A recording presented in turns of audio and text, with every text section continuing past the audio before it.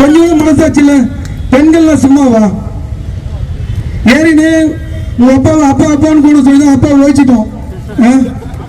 இன்னும் உங்களை இந்த பேச்சு ஒத்தனை திமுக ஒழுங்காக்குறீங்களா?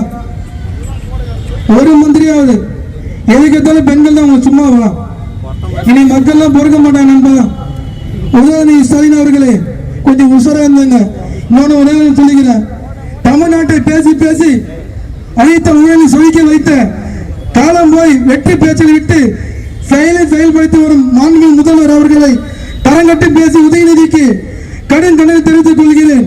மேலும் பார்த்தீங்கன்னாக்கா திமுக அரசு நீங்கள் ஏற்கனவே ஆபாசம் பேசுதையா இந்த ஆட்சியை இழந்தீங்க.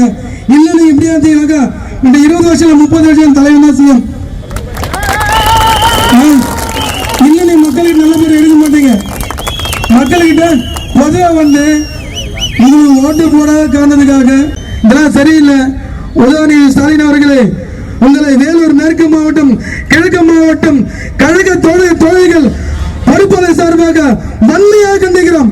இதோடு நிறுத்துங்க, இதோட உங்க பேச்சு நிறுத்துங்க. உங்க ஆட்டெல்லாம் என்னைய தலைமை மாதிரி தான் முடிச்சுட்டாரு, முடிச்சுட்டாரு. இனி வந்து உங்க ஆட்டம் வேணாம், புரியுதுங்களா?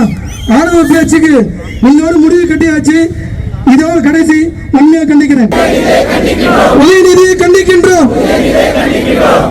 ஊர் நடுவில் பேசும் ஆபாசத்தை உன் வீட்டில் பேசுவையா?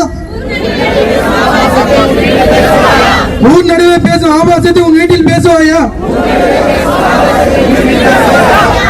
எதிர்கட்சி தலைவர் ஆபாச நீதியை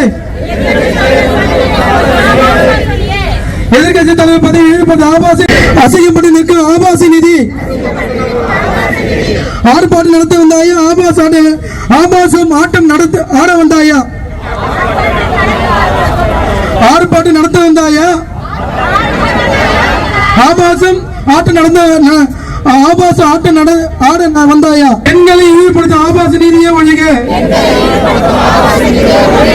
அறிவாலயத்தை ஆபாச நிலையமாக்கி வைக்கும் ஆபாச நிதியை ஒழிக.